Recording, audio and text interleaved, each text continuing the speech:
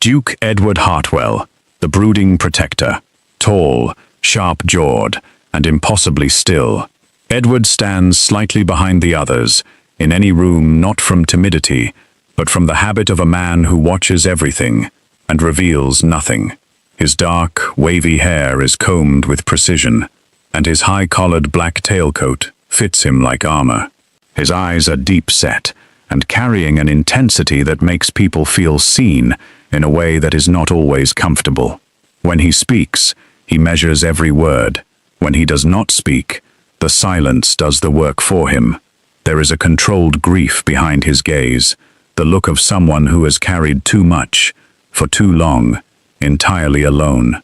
Elara Voss, the composed catalyst. Seated and still, but never small.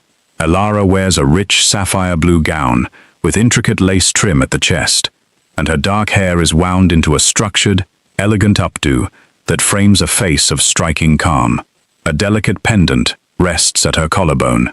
Her hands, folded neatly in her lap, are the hands of someone who has learned to be still in the middle of storms. Her eyes do not flinch. They meet in the room without apology. She is not the kind of woman who demands attention. She is the kind who, once noticed, cannot be forgotten. Lady Dorothea Hartwell, the woman in pink, the challenger, seated across from Elara and adorned in a dusty rose gown with pearl jewelry. Dorothea carries herself with the careful elegance of someone who has rehearsed her superiority. Her auburn curls are pinned with deliberate artistry. Her expression during the opening scene is one of veiled amusement, the kind that precedes cruelty, dressed as concern. She is not cruel from malice, but from fear. She was supposed to be the one Edward chose. She was not. Aunt Sophie, the skeptical observer, seated in dark, subdued clothing near the edge of the gathering, Aunt Sophie watches everything with furrowed, calculating eyes. She is older, silver-haired, and carries the weight of decades spent protecting the Hartwell name. She loves Edward in the only way she knows how, by suspecting everyone around him. The three boys, Lucian, Thomas, and Edmund. Three young boys dressed in small, serious dark suits. They stand close together, their expressions solemn and uncertain, watching the adults around them the way children do when they sense the world shifting beneath them. They are Edward's younger brothers, left in his care after their parents died. They are the reason he cannot afford to lose anything. The first thing I noticed about her was not her gown, though it was the color of deep water and twice as dangerous. It was not her posture, though she sat in my family's grand parlor, like she had been there before, like the room remembered her, even when the people in it did not. The first thing I noticed was that she was not afraid. Every other woman who had sat in that chair, and there had been 7 before her, paraded through my home like livestock. At an auction, every single one of them had fidgeted, or smiled too quickly, or looked to the door. Elara Voss looked at my aunt, directly, calmly. The way a person looks at a fire they have already decided they will not run from. I had agreed to this marriage out of desperation, a legal clause in my father's will, designed by a man who loved tradition more than his own children, had given me 6 months to marry a woman of standing, or forfeit Hartwell Manor and everything attached to it, the land, the title, the futures of my 3 younger brothers. Elara was not a woman of standing. She was a seamstress's daughter from the outer districts. She had no family name that opened doors. She had no inheritance, no connections, no recommendations beyond a single letter from a university dean who called her the sharpest mind he had encountered in 30 years of teaching. I chose her because she was available, because she was intelligent enough not to cause problems, and because she asked me for nothing. I did not expect her to take everything. Subscribe to see how this unfolds, and comment where you're watching from. I will love to say hello to you, just to know how far our story is going. A man does not show panic, he shows direction. Hartwell Manor stood on 40 acres of northern countryside, and in the morning, everything fell apart. The sun rose over it, the way it always did, slowly, indifferently. as if the estate's problems were beneath the notice of the sky. Edward Hartwell read the solicitor's letter twice, then a third time. Then he folded it, placed it on his mahogany desk, and stared at the far wall for 2 full minutes before he allowed himself to breathe. The clause had been buried in his father's will for 16 years. No one, not the family solicitor, not his aunt, not the estate's accountant, had flagged it when his father died. It had sat there, patient and lethal, until the terms triggered. Edward's 30th birthday, 6 months from today. The clause read, "The dukedom of Hartwell, including all properties, holdings, and titles, shall pass to the eldest male heir, upon the condition that said heir is lawfully married to a woman of recognizable social standing by the age of 30. Failure to meet this condition will result in the forfeiture of all entailed properties to the Crown, per the arrangement set forth in 1847. He said the words aloud just once, in the empty study. Forfeiture to the Crown. Edward pressed his palms flat on the desk and looked at the window. Outside, Edmund, the youngest of his 3 brothers, barely 7 years old, was chasing the estate's old spaniel across the east lawn, laughing at something only a child and a dog could share. That was enough. That one image was enough. He called for his secretary before noon. The meeting with Solicitor Graves was brief and not kind. "Your father," Graves said carefully, removing his spectacles and cleaning them as though the gesture might soften what he was about to say, was a man who believed in legacy above all things. He did not imagine you would reach 30 without a wife. "Edward, he did not imagine a great many things. What are my options?" "Graves, you may challenge the clause in court. That process typically takes between 1 and 3 years and offers no guarantee. Alternatively, you may marry within the 6-month window. The clause specifies standing, not wealth. A woman of education, of good reputation, of Edward, a woman, essentially, who is not scandalous and can hold a conversation." Graves, in the simplest terms, yes. Edward stood. He moved to the window. He watched Edmund fall over the spaniel and laugh himself into the grass. "Edward, find me a candidate." Discreetly. "I want someone intelligent. I want someone who will not make demands I cannot meet. And I want someone no one else is watching." Graves hesitated. "Graves, you want someone they will underestimate." Edward did not answer, but he did not disagree. The name Elara Voss arrived in a file 4 days later. Daughter of a seamstress, educated on scholarship at the Northern Ladies' Academy, then at Alderton University, one of only 3 women admitted in the 1880 intake. She had worked as a private tutor for several aristocratic families over the past 5 years, earning not a fortune but a spotless reputation. She spoke 4 languages.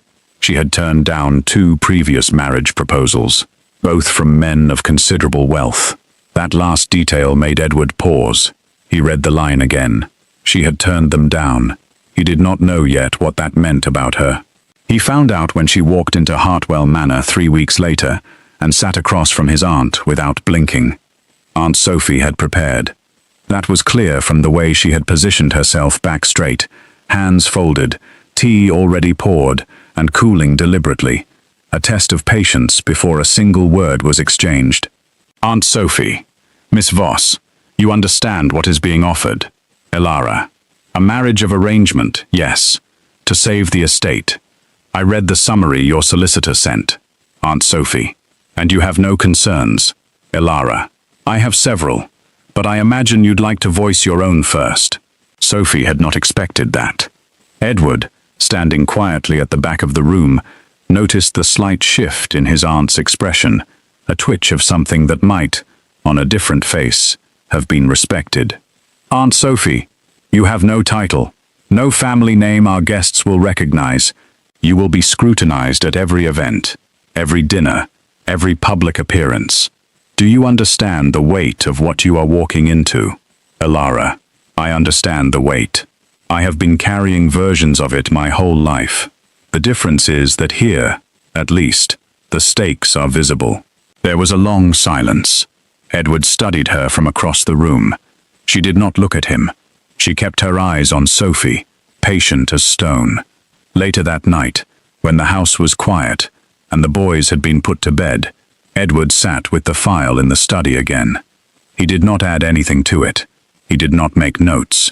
He simply held it and thought about a woman who turned down two wealthy men and then walked calmly into the most complicated household in the county.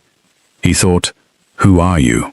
He did not yet know how completely she would answer that question. She arrived with one trunk. She left with the whole house breathing differently.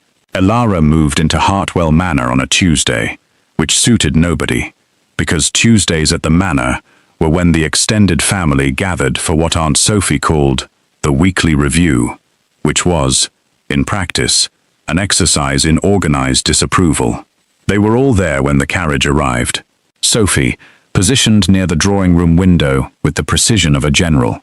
Lady Dorothea Hartwell, Edward's cousin by marriage, and the woman everyone in the family had quietly assumed would eventually be his wife, seated with a glass of sherry and an expression that managed to be both bored and furious. The three boys, Lucian, Thomas, and Edmund, pressed together near the hallway door, peering out with the transparent curiosity of children who have not yet learned to disguise their interest. Edward went to the front steps alone. Elara stepped down from the carriage in her sapphire gown, the same one she had worn to their meeting. He noticed with one leather trunk and a satchel worn across her shoulder. No maid, no companion, no performance. Edward, "Miss Voss, welcome." Elara, "Your Grace." That was all. He reached for her trunk. She was already lifting it. Edward, "I'll have someone." Elara, "I have it. Thank you." He blinked. In 16 years of managing this household, no one had ever declined his assistance so quietly and so completely. He walked her inside. The drawing room received her like a cold bath. Dorothea set down her sherry glass with the smallest possible sound, but the silence in the room made it land like a gavel. Sophie rose. The boys stayed in the doorway, Edmund clutching Thomas's sleeve. "Aunt Sophie, Miss Voss, this is the household you are joining. I trust you will find everything in order."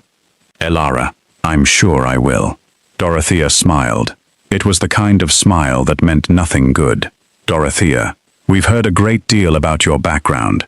A tutor, weren't you? For the Finch children. I believe their estate is considerably more modest than this one." Elara, "I've worked for several families. The Finches were generous employers. Their children were curious and kind." Dorothea, "How lovely for them." A beat. Elara, "And those must be Edward's brothers." She turned toward the doorway. Edmund, who had been hiding behind Thomas for the last 3 minutes, found himself suddenly seen. He stared. Elara looked directly at him, and her expression did something it had not done since she arrived. It softened. "Elara, what's your name?" "Edmund." "Edmund, but everyone calls me Ned." Elara, "Ned. I'll remember that." Edward watched his youngest brother stand a little straighter. He did not know yet what to do with what he had just seen, but he filed it away, in the part of him that noticed things he would not admit to noticing. That first night, after dinner which was polite and painful in equal measure, Edward knocked on the door of the East Wing guest room where Elara had been settled. She opened it immediately, still dressed. She had a book open in one hand. "Edward, I want to be direct about the terms. This is a legal arrangement. I expect discretion. I expect you to conduct yourself in a manner that will satisfy the clause and quieten the scrutiny. I do not expect, and I am not offering anything beyond that." Elara, she looked at him for a moment. Elara, "I understand. Edward, I will not interfere with your time or your habits. You will have access to the library, the grounds, and the household staff." Elara, "That's generous." Edward, "It is practical." She nodded once. Then, just as he turned to leave, Elara, "The boys, Lucian and Thomas, they're unhappy about something. Not about me. Something else. You might want to ask them." He stopped. "Edward, you've been here 5 hours." Elara, 5 hours is long enough." He stood in the hallway after she closed the door and stared at the wall. 5 hours is long enough. He wanted to be irritated. He was, instead, something else entirely. He checked on the boys that night. He found Lucien 13, and the most guarded of the three, sitting at the window of his room in the dark. Edward. Lucien.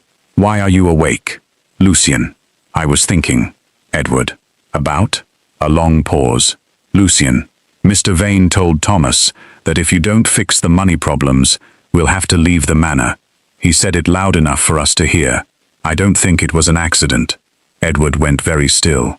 Renwick Vane was the estate's financial advisor, a man Edward had trusted for 4 years.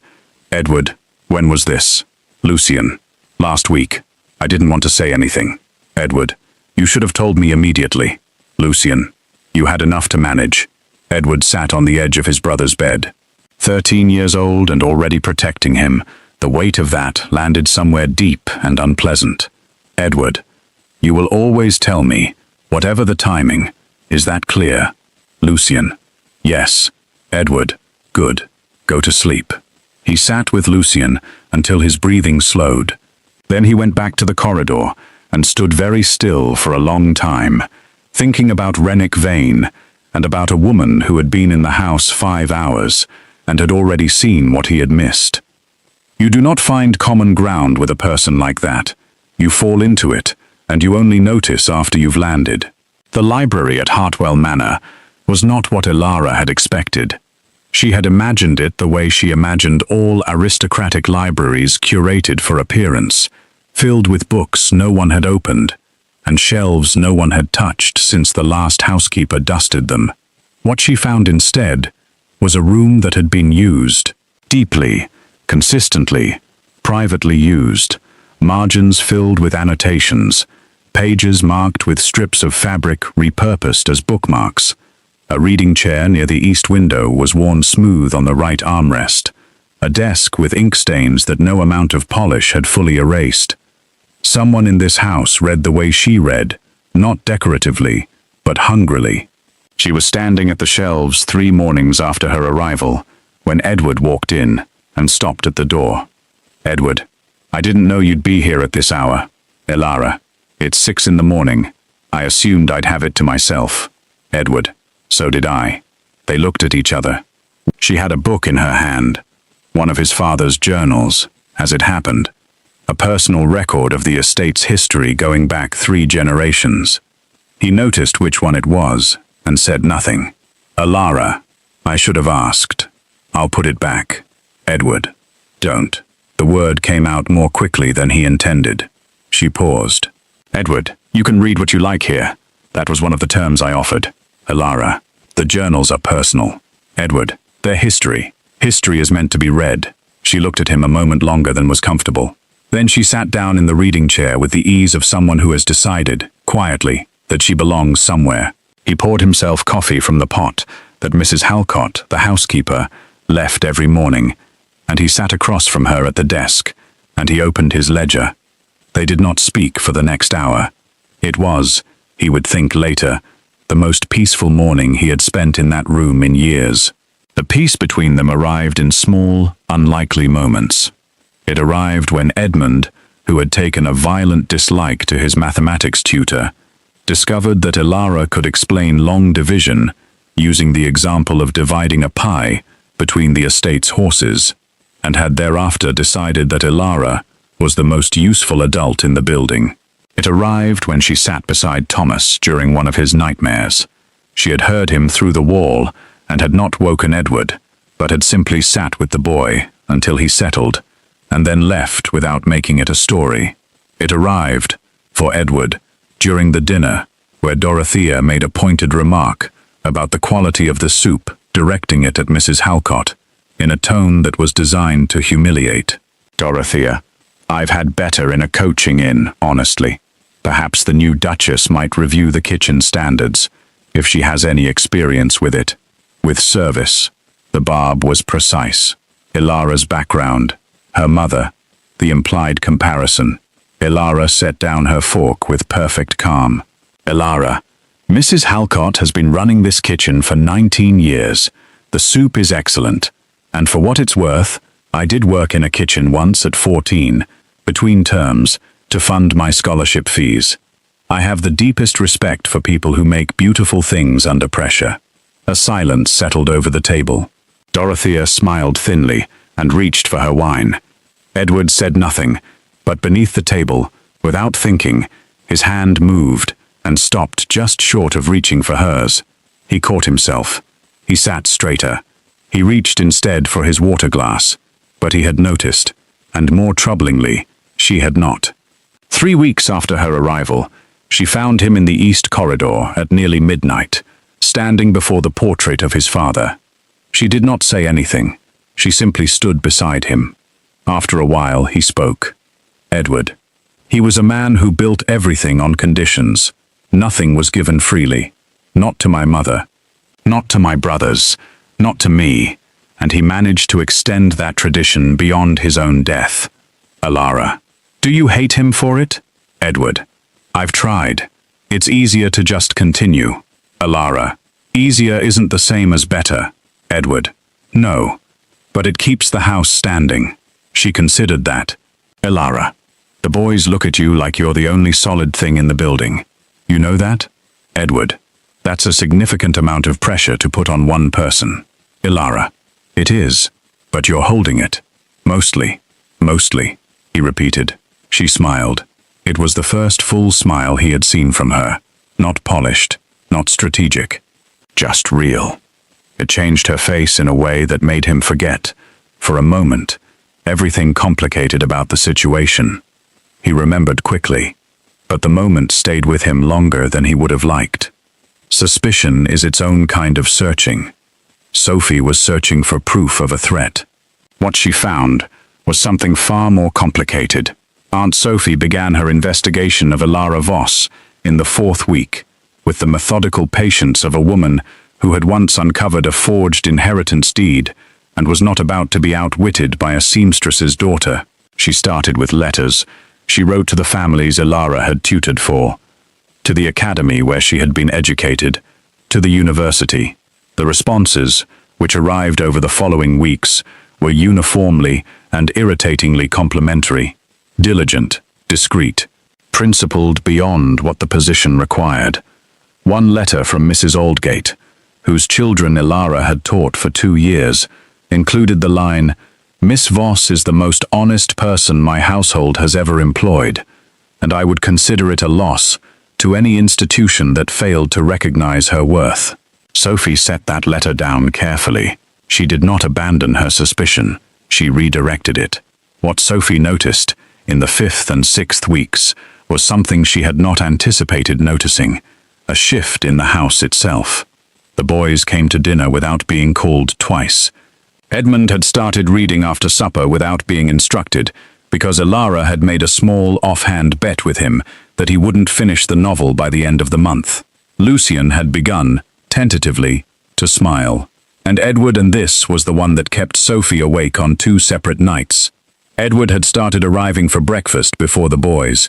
He had not done that in 4 years, not since the accident, not since he took over the estate, and became, by necessity, the kind of man who arrived everywhere last, and left earliest, carrying the day's problems in before anyone else was awake.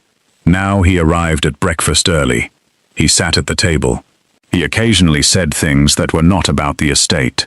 Sophie cornered Alara on a Wednesday afternoon in the garden, where Alara was walking with a botany text and making notes in a small leather book. "Aunt Sophie, you've made yourself comfortable here." Alara, "I've tried not to disrupt what was already working." Aunt Sophie, "And the things that weren't working?" Alara, "I've tried to be useful where I can be." Sophie studied her. "Aunt Sophie, what do you want from this? Truly?" Alara looked up from her notebook. The question was asked without cruelty, Sophie noticed. It was a genuine question, which was almost more unsettling. "Alara, I want the arrangement to succeed. The boys need stability. The estate needs time. Edward needs..." Aunt Sophie, "Yes?" Alara, "Someone who doesn't need anything from him." Sophie was silent for a long moment. "Aunt Sophie, everyone needs something." Alara, "I have what I need. I have books, a roof, and work that matters." I'm not here to take anything from him. Sophie walked back to the house without another word.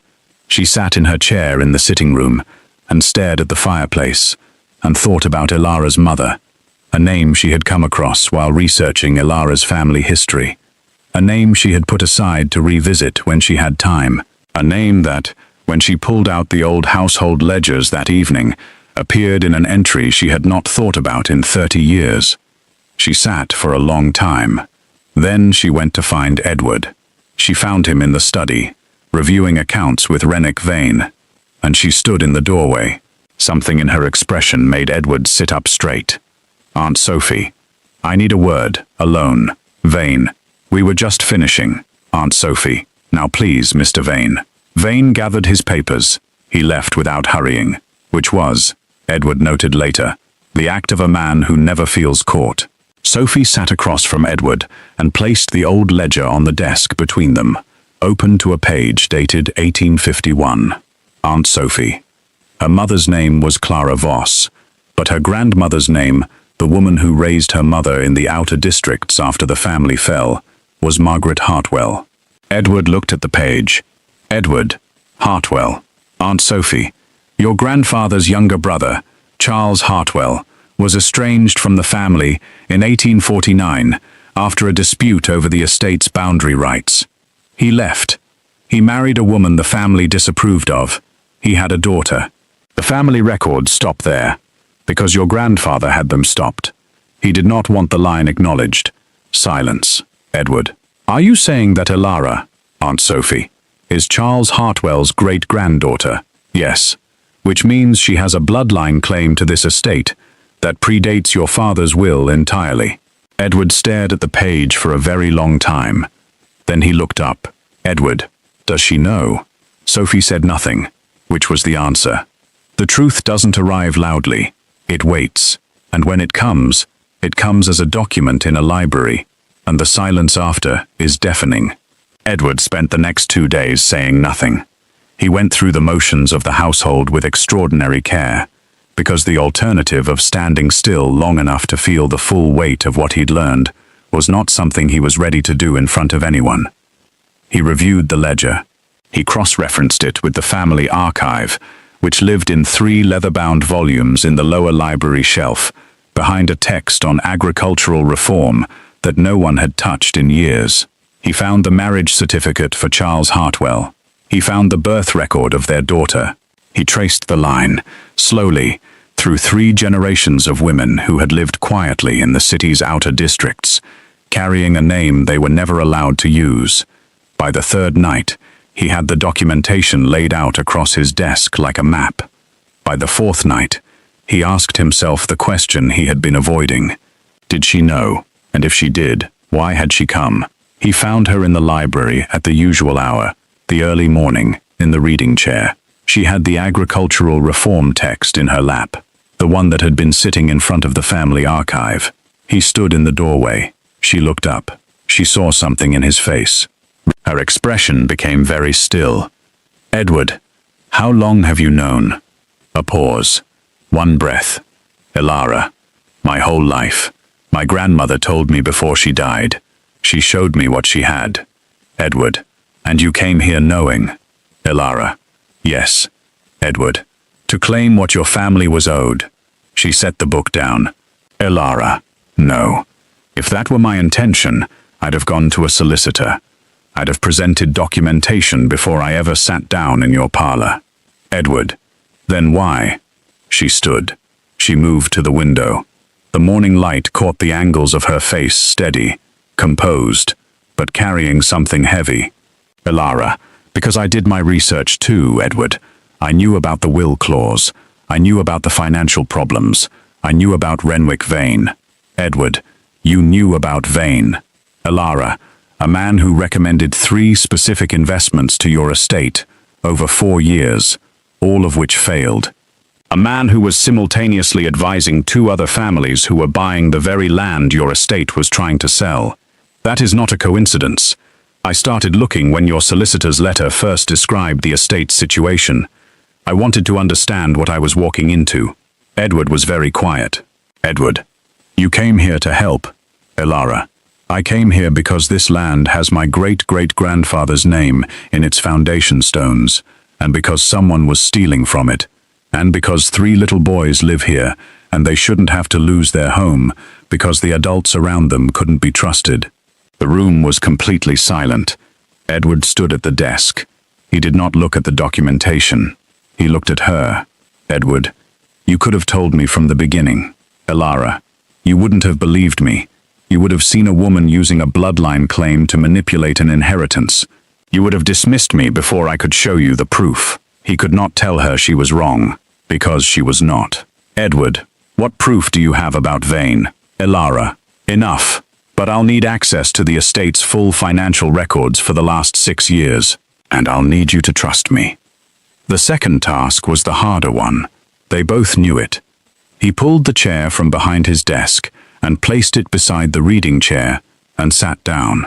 "Edward, show me what you have." They spent 6 hours in the library that day.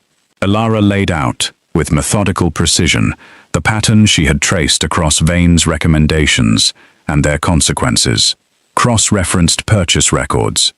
A land acquisition by a company connected to Vane's brother-in-law, timed precisely to a sale the estate had been pressured to make. 3 other estates with similar patterns. The figures, when laid out chronologically, told a story that was not subtle. It was the story of a man who had been quietly and systematically redirecting the estate's resources into his own pockets for years. Edward sat with the figures for a long time. He looked at Elara. "Edward," he told Lucien, "that we might have to leave." He wanted the boys to be frightened. "Elara, frightened people make poor decisions. He needed you distracted and reactive." Something moved through Edward's face. Something controlled and cold and very specific. Elara recognized it. It was not anger exactly. It was resolved. "Edward, I will deal with him." "Elara, carefully. If you move too quickly, he'll hide what's left, and you'll have difficulty proving it in court." "Edward, how would you do it?" She looked at him. "Elara, the Founders' Gala is in 3 weeks. Every major family and most of the county's financial figures will be there. Vane will be there. If you present the evidence publicly in front of witnesses, he will have no room to maneuver and no allies to run to." He studied her. "Edward, you have thought about this for some time." "Elara, I had nothing but time. You gave me a library." He looked, for just a moment, like he might smile. He did not quite manage it. But it was closer than she had seen from him before. Some moments do not announce themselves. They arrive quietly, and before you realize what is happening, you are already changed. With the gala 2 weeks away, something changed between them that neither of them had a name for yet. It was not dramatic. It did not arrive in a single moment. It accumulated in the hours they spent side by side, reviewing documents, in the evenings at dinner, when they stopped performing politeness and started having actual exchanges, in the small observations that kept escaping Edward against his better judgment. He noticed, for instance, that she took her coffee without sugar and drank it too hot, always standing up, as if sitting down to enjoy it was a luxury she hadn't yet given herself permission to claim. He noticed that she read the last page of every book first, and when he pointed this out with what he intended as disapproval, she looked at him without embarrassment and said, "Life is full of unsatisfying endings. Books should not be." And he had found, to his genuine confusion, that he could not argue with that. He noticed that she had begun, quietly, to rearrange the household's routines in ways that no one had asked for and everyone had needed. The boys' lessons were no longer at the hours that conflicted with their best energy. The kitchen had a revised weekly order that cut costs by 1/3. Without reducing quality, she had simply noticed what was being wasted and mentioned it to Mrs. Halcott without fanfare. The study had been reorganized, with his permission, so that the most used ledgers were within immediate reach, and the decorative volumes that served no purpose were shelved elsewhere. The house was better because she was in it. He kept waiting to find this irritating. He did not. The moment the mask cracked happened on a Thursday evening. Unremarkably, the boys had been put to bed. Ilara was working at the library desk, and Edward was reviewing the final set of documents they would need for the gala. The fire was low. The house was quiet. She set down her pen and looked at the window, and her expression was not the composed, watchful face she wore in company. It was something younger, and a little tired, and privately sad. He noticed. "Edward, are you all right?" She looked at him, surprised, as though she had forgotten she was not alone. "Ilara, my mother died 2 years ago. I was thinking about whether she would have found all of this." She gestured, not quite at the room, but at everything funny or heartbreaking. "I think probably both." Edward set down his pen. "Edward, she knew about the Hartwell connection?" "Ilara, she knew. She chose not to pursue it. She said the family that denied her grandmother didn't deserve the energy of a legal fight. She was practical that way." Edward, "And you are not?" "Ilara, I am, usually. But she died in a rented room, with nothing, and the land that should have been part of her inheritance was here. That's harder to be practical about." Silence. Then, unexpectedly, he said, "Edward, my father died in this house, in his own bed, surrounded by everything he had ever protected. And I sat with him at the end, and I realized he was afraid. He had never, not once, let anyone close enough to make him less afraid. He died with the title, and he died terrified." He stopped. He looked mildly horrified at himself, as if the words had left without clearance. Ilara did not say anything for a moment. "Ilara, I'm sorry. That is a very lonely way to be." He nodded once. Then he picked up his pen. She picked up hers. But the room felt different after that, more inhabited somehow. Less like a space, and more like a place. Dorothea noticed the change before anyone else did, because Dorothea had spent years watching Edward the way hunters watch the weather, for signs that something was shifting.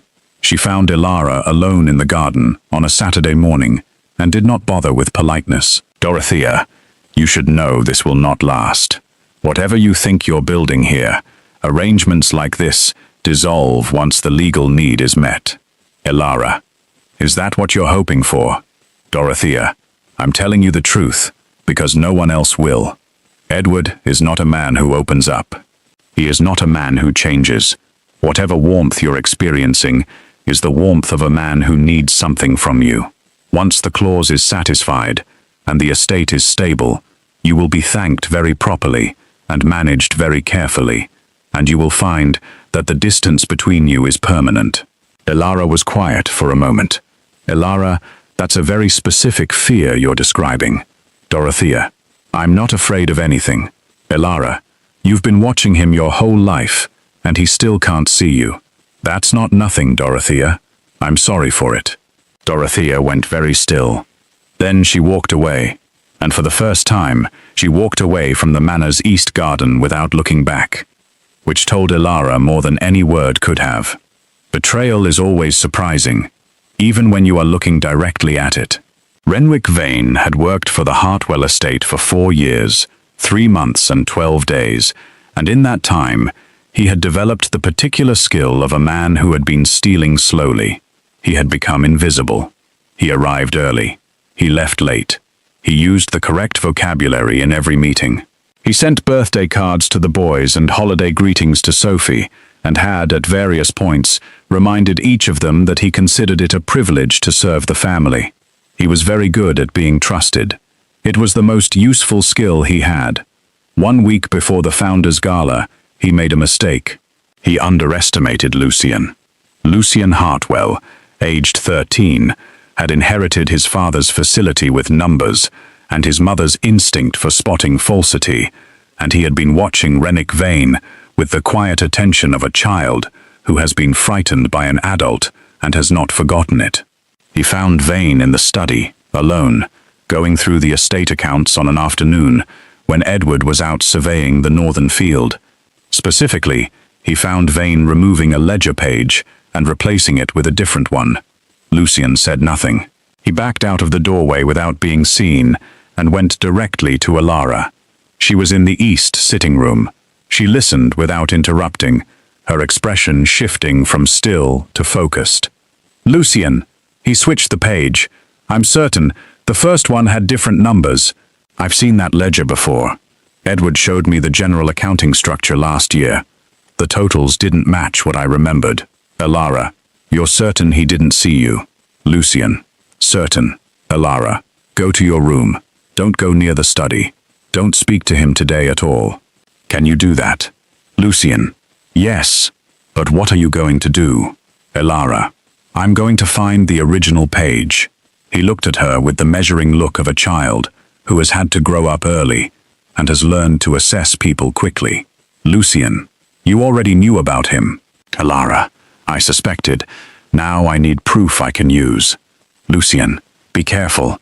He's not what he looks like. She looked at this 13-year-old boy, serious-faced and frightened and trying not to show it. Elara. Neither am I. Go on. She found the original ledger page that evening.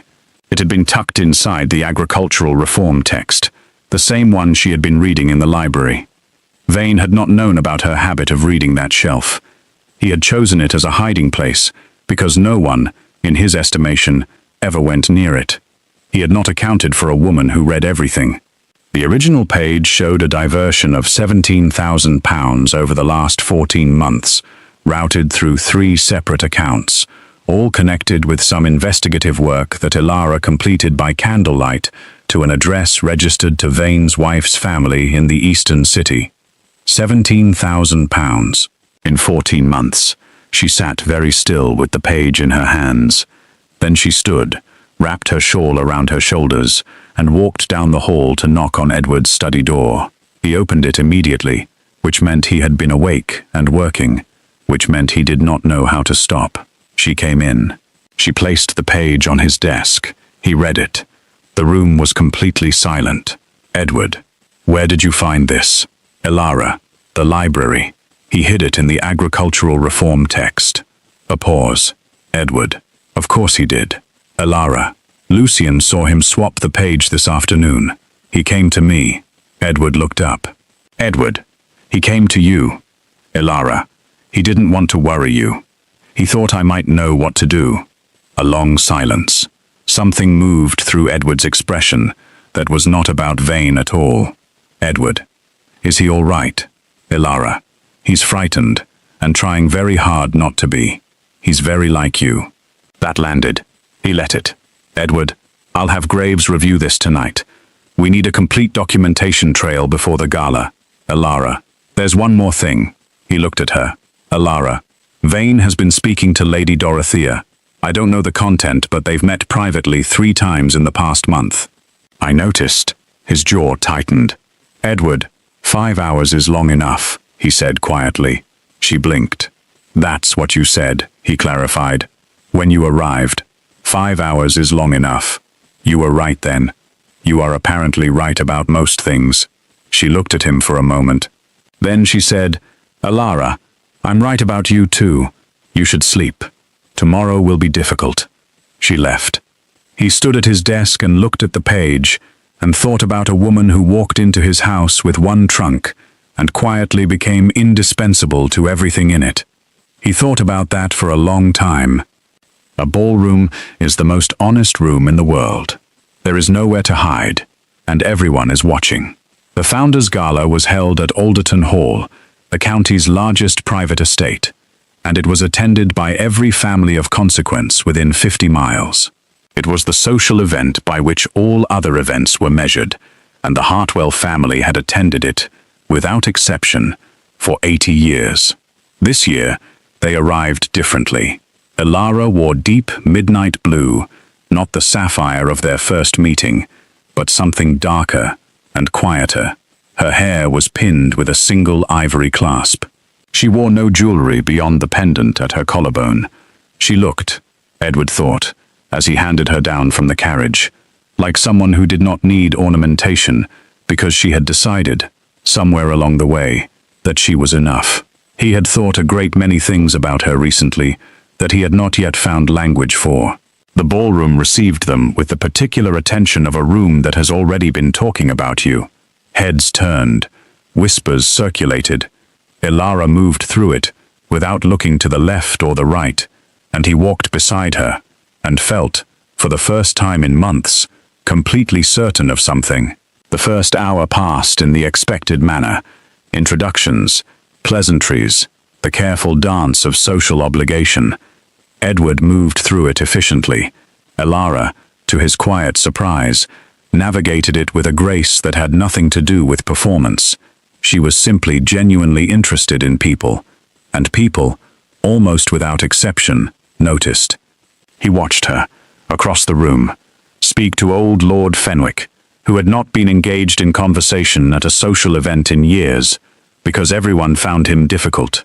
Within 10 minutes, she had him laughing at something actually laughing, and Fenwick was looking at her, with the expression of a man who has been seen after a very long absence from being seen. Edward turned away before she could catch him watching.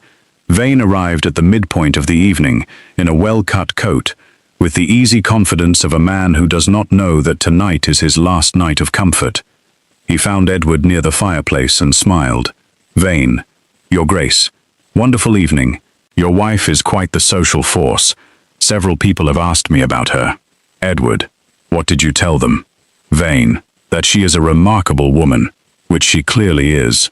Edward looked at him for a moment. "Edward, Renwick, I'd like you to join me in the East Library. I have a matter to discuss. Graves will be there, and Lord Cavendish, the county's chief judicial figure, and Commissioner Hale." The smile did not immediately leave Vane's face, but something behind it shifted. "Vane, of course. Shall I now?" "Edward, in 15 minutes. I'll want my wife present as well." He walked away. He did not look back. The East Library was small and well lit, and smelled of old wood and certainty. Graves was already there, with the full documentation.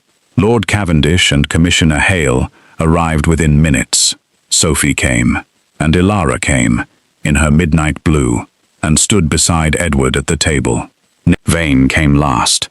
He walked in and saw the faces and the documents, and the law's two most formidable local representatives, and he understood, in the space of one breath, that the evening was over. "Graves, Mr. Vane, we've completed a full audit of the Hartwell Estates financial records for the past 4 years. The discrepancies are substantial, documented, and corroborated by original records that were recovered from their place of concealment." But Vane's expression did not crumble. It recalibrated. His eyes went to Edward. "Vane, whatever you think you have, Edward, £17,000, 14 months, 3 accounts in your wife's family name, the original ledger page you replaced, recovered intact." Silence. "Vane, the girl found it." He said it without complexity. Not a question, not exactly an accusation, just a recognition. "Edward, my wife, yes." Vane looked at Ilara. Something in his expression was almost admirable. "Vane, you were looking from the beginning." "Ilara, from before the beginning. I do my research." Commissioner Hale stepped forward. The rest of the conversation belonged to law. They returned to the ballroom 40 minutes later. The guests who had noticed their absence were watching. Dorothea was among them, and Dorothea's expression, when she saw Vane not return with them, was that of a woman who has bet on the wrong outcome, and is intelligent enough to know it. She came to Edward quietly, at the edge of the room. "Dorothea, he told me it was a sound investment strategy, that the estate was failing anyway, and I didn't know what he was doing." "Edward, what did you tell him?" "Dorothea, things, about the family, about the clause, about your options." A pause. "I didn't think he was using it." Edward looked at her for a long moment. "Edward, I believe you. That matters. It doesn't change what happened, but it matters." She looked down at her gloves. When she looked up, something in her face was younger than she usually allowed. "Dorothea, she's good for you. I didn't want her to be. But she is." He said nothing, but he looked across the ballroom at Ilara, who was standing beside Lord Fenwick again, laughing quietly at something the old man had said, and he thought, "Yes.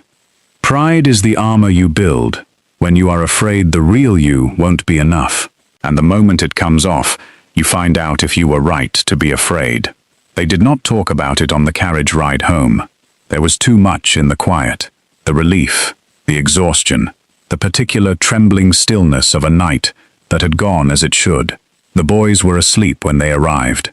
Mrs. Halcott had left a pot of tea and a small plate of shortbread, which was her way of saying she knew it had been a significant evening. Ilara poured 2 cups without asking. She handed him one. They sat at the long kitchen table, because neither of them, Edward realized, had any desire to sit in a formal room. It was very late. The fire had burned to coals. The house was entirely quiet. Edward, you should know what you did tonight. What you've done. From the beginning. The estate, He stopped. Started again. I am not good at this. Ilara. Gratitude? Edward. Saying the right thing at the right time. Ilara. That's all right. I'm not in a hurry. He looked at her across the kitchen table, in the low light, in the quiet house, and said, Edward, I want to formally present your heritage claim, not to dispute the will or complicate the estate's legal standing, but because your grandmother was right. Her history should be in the record. Charles Hartwell's line should be acknowledged. Ilara went very still. Ilara, you don't have to. Edward, I know I don't. That's why I'm choosing to. A silence. She looked at her tea. Ilara, my mother would have. She would have. She stopped, took one breath. Thank you. He nodded once. Then, quietly, Edward, and the arrangement. I want to discuss the arrangement. She looked up. Edward, the clause will be satisfied. The estate is, with the recovery of the diverted funds and the legal proceedings against Vane, on stable ground again. The original terms of our agreement, they no longer apply in the way they did. Ilara, I understand. Edward, I am not suggesting you leave. The room was very quiet. Edward, I am suggesting the opposite, but not as a legal strategy, not as an arrangement, as, he looked, for just a moment, like the most uncomfortable man in England, as something I would like, if you would. She looked at him for a long time. At this careful, guarded, unspeakably decent man, who had carried 3 brothers and a crumbling estate, and a grief he never talked about, and who had just chosen her not because the clause said he had to, but because he wanted to. Ilara, I came here with a plan. The plan was to help stabilize the estate, and make sure the right things were put right, and then I hadn't thought much past that. Edward, and now? Ilara, now I've spent 2 months in a house, with 3 boys who have started calling me by my name instead of ma'am, and a library I never want to leave, and a man who is honestly terrible at talking about himself, and somehow exactly what he appears to be. He looked at her. Something in his face had gone unguarded, in a way she had not seen before. Ilara, yes, Edward, I'd like to stay. He exhaled slowly. It was the most human thing she had seen him do. He reached across the kitchen table not far, just enough, and covered her hand with his. She did not pull away. She turned her hand over and held his, and they sat like that in the quiet kitchen of Hartwell Manor, while the coals burned down to ash and the night turned toward morning. There was nothing performed about it. No witness, no occasion, no one to satisfy. It was simply 2 people choosing each other in a kitchen at 1 in the morning, which is as honest as choosing gets.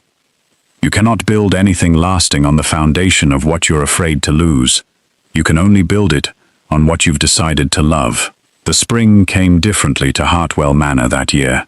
It came as it always did, with the slow greening of the north lawn and the spaniel's rediscovery of every mud patch between the house and the old oak.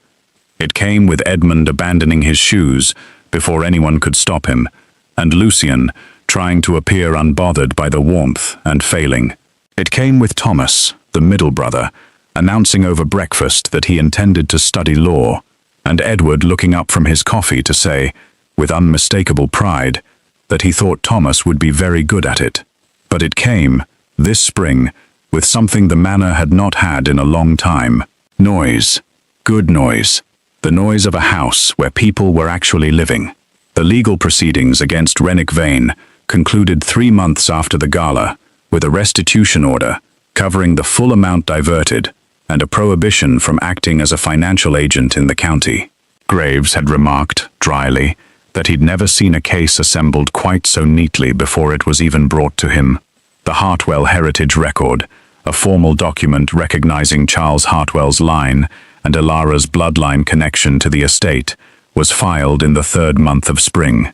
It changed nothing legally, because the current ownership was not contested, but it restored something. A name that had been erased, a family that had been dismissed, a grandmother who had died in the outer districts, carrying a truth she was never allowed to speak. When the document was certified and returned to Hartwell Manor in its formal envelope, Ilara held it for a long time. She did not cry, but she sat with it at the library desk, the reading chair nearby, the morning light coming through the east window, and pressed her hand flat on the page, and was very quiet. Edward stood in the doorway and watched her, and did not interrupt. He had learned, in 4 months, that her silences were not empty. They were the places where she did her most important work. Aunt Sophie made her peace with Ilara in the garden, which was where Sophie did everything important, standing among the roses, with the particular candor that only comes outside. Aunt Sophie, I expected to dislike you. I want you to know I gave it a genuine effort. Ilara, I know. I respect it. Aunt Sophie, you are not what I would have chosen for him. You are also exactly what he needed, and I am old enough and honest enough to know the difference. Ilara, he needed someone who wasn't afraid of him. Aunt Sophie, he needed someone who saw him, past the title and the armor and the management of everything. You did that. A pause. Ilara, he's easier to see than he thinks. Aunt Sophie, don't tell him that. It'll ruin the mystique. Ilara laughed, and Sophie, very briefly, smiled, and it reached her eyes, which was, Ilara had come to understand, a rare and entirely genuine thing. On a Saturday in late May, the estate held its own gathering. Not a formal event, no formal invitations, no list, no protocol. Just the people who lived there, and the people who mattered to the people who lived there. Lord Fenwick came, Mrs. Aldgate came, and was introduced to Ilara with the mutual recognition of 2 women who had known each other by letter and now were simply glad to be in the same room. The boys ran loose in the garden. Edmund at some point convinced both Thomas and Lucian to race him to the old oak, which they did with more enthusiasm than dignity, and Edward watched them from the terrace with the expression of a man who has forgotten, and then remembered, what joy looks like in his own home. Ilara came to stand beside him. She did not say anything. Neither did he. They watched the 3 boys collapse in the grass, arguing about who had won, their laughter carried up on the warm spring air to where the 2 of them stood, shoulder to shoulder, on the terrace of Hartwell Manor. And then Edward did something he had not done in so long he had almost forgotten the shape of it. He let himself be happy. Not managed, not maintained, not endured. Happy. That evening, after the guests had gone, and the boys were asleep, and the house was quiet, and lit with the amber of oil lamps, Ilara found Edward in the library in the reading chair, which he now sat in sometimes, which she had stopped pretending not to notice. She had her notebook. He had his ledger. Neither of them needed to be working. They both were, anyway. After a while he looked up. Edward, I have been thinking about the clause. Ilara, it's satisfied. Edward, yes, which means I married you because I needed to, and then I stayed married to you because I chose to, and I'd like to mark that distinction. Publicly, if you're willing. A proper ceremony. No contracts, no clauses. She put down her pen. Ilara, just us. Edward, just us. And 3 boys who will absolutely ruin the solemnity of the occasion. She smiled, that full, unguarded smile that changed her face. Ilara, I wouldn't have it any other way. He reached across the small library table. Not far, just enough, and she met him halfway. And in the warmth of the lamplight, in the room where they had both arrived before dawn and stayed past midnight, and found each other between the margins of books no one else had bothered to open, Hartwell Manor became, at last, something it had not been in a very long time: a home. Hartwell Manor stood on 40 acres of northern countryside, and on a Thursday in late spring, the sun rose over it the way it always did, slowly, warmly, as if it had always intended to. Edmund, now 8, was already in the garden before breakfast was on the table, the spaniel at his heels. Thomas had received his first acceptance letter from a legal institution. He had read it aloud at dinner with the kind of careful composure that collapsed completely when Elara stood up and hugged him. Lucian, 14 and already half a head taller, had asked Edward last week if he could begin learning the estate's management processes. Edward had said yes, and then gone to find Elara to tell her, and she had said, "He's going to be better at it than you were at 14, to which Edward had said, "Almost certainly," in a tone that made her laugh. Aunt Sophie had, over the course of the year, moved from skeptical observer to what could only be described as Elara's most formidable ally, a conversion so complete that it occasionally unnerved people who had known Sophie for decades. Dorothea had left the county in autumn, quietly and with dignity, to visit a cousin in the south. She had sent Elara a letter before leaving, a brief, careful, and entirely honest letter, which Elara had read twice, and then placed in her notebook without comment. The proper ceremony happened in September, as the estate's grounds turned to gold. Small, as promised. The boys stood together at the front in their small dark suits, their expressions solemn and important, except for Edmund, who ruined it entirely by waving at Lord Fenwick in the middle of the vows. The heritage record hung in the library, framed and placed near the east window. The reading chair had been replaced at Elara's insistence with 2 chairs, side by side, both of them slightly worn now, and every morning, just before 6, when the rest of the house was still sleeping, 2 people arrived in the library, one with coffee, one with a book, and sat together in the early light, not because they needed to, because they wanted to, which is the only reason that ever matters. 1. The courage to be seen. Edward's greatest struggle was not financial or legal. It was the fear of being known without the protection of his title and his control. Many of us build armor so effectively that the very people who love us cannot reach us. This story asks, what if you let someone in? What if the person you were afraid to be was actually the one worth loving? 2. Justice restored through patience, not force. Elara did not arrive demanding what was rightfully hers. She arrived with a plan, with documentation, with patience, and she allowed the truth to surface in a way it could not be denied. There is a lesson in that. Not every wrong is corrected by shouting. Some are corrected by quiet, thorough, undeniable evidence. 3. The power of those who are underestimated. Elara was dismissed by nearly everyone in the household because of her background, her name, her lack of title. She used that invisibility wisely. She observed, she learned, she built. The world frequently underestimates people who come from humble origins. This story says plainly, that is the world's mistake, not the person's limitation. 4. What children teach us about honesty. It was Lucian, a frightened 13-year-old, who brought the critical piece of evidence forward. He noticed what the adults had missed. He chose to trust Elara, even before the adults had. Children often see more clearly than we give them credit for, and this story honors that clarity. 5. Legacy is not property. It is character. Edward was raised to believe that the estate, the title, the land, that these were what mattered. By the end of the story, he understood that legacy is not what you protect. It is what you build with the people you love. The land will outlast all of them. What will matter is the character that lived there.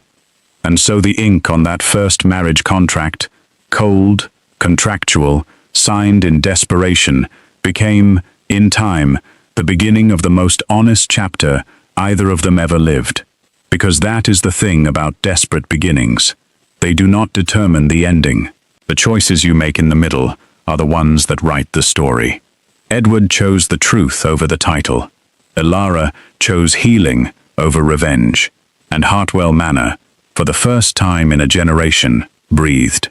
Subscribe to see how this unfolds, and comment where you're watching from. I will love to say hello to you, just to know how far our story is going.